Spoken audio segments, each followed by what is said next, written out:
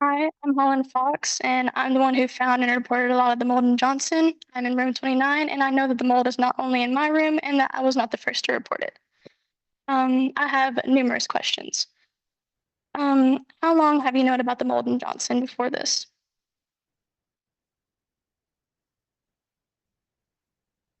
So this only came to my attention on Monday, the 29th, or I'm sorry, the 30th. So I have not seen any other reports of mold that were brought to my attention. So Okay, well, these are based on what I know. okay, I know that there's an article from the Swanee Purple, and it was published back in February of this year, and it was talking about black mold in Johnson on the first floor. Um, That was the incident I talked about earlier about the tub plumbing water coming into that one room that had to be removed. Um, how many reports have you had issued total over the past couple of years?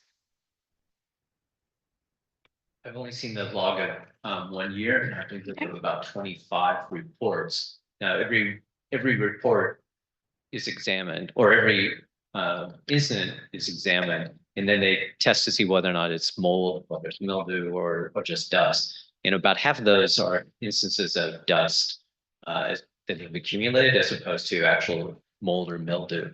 And then based upon the analysis that's conducted by the risk management office that does the environmental testing, they act accordingly and analyze what type of mold it may be, and then remedy the situation. And depending on the situation, they may treat it on the surface, or in some cases, they may relocate students and then do remediation, such as pulling up carpet, things of that sort. I don't know if you want to add to that. Well, that 25 numbers for campus wide, not Johnson Hall. Okay. Okay. Um, if mold was an issue beforehand, why wasn't this information disclosed to us girls before moving in? Like, why didn't we learn about the mold and what to look for and how to properly report it? We've never had this issue in Johnson, this Okay. air conditioned vents. We're the one room, but this is kind of a new one for us where we have a building wide mold issue because of mechanical failure. Okay. And which was reported, which the first report was on the 30th. And so that was when brought to our attention. And over the next couple of days, through testing and trial and error, we figured out what the issue is. Okay. And lastly, risk management had tried to blame me and my roommate for the mold that was in our room because windows were left open.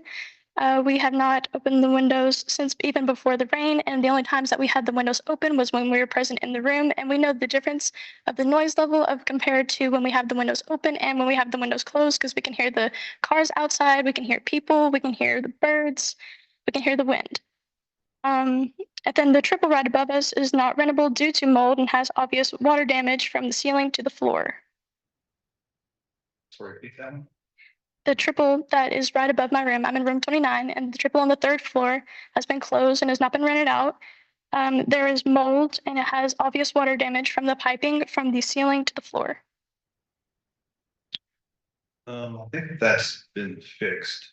We haven't used that room. I'm not sure why we decided to use the room. I mean, of course, the room needs to be cleaned and remediated, but that issue was fixed in that room. Okay. I think speaking for Res Light, I mean, blaming you for the windows open, I think it was probably just that was a possible reason why the humidity level was so high.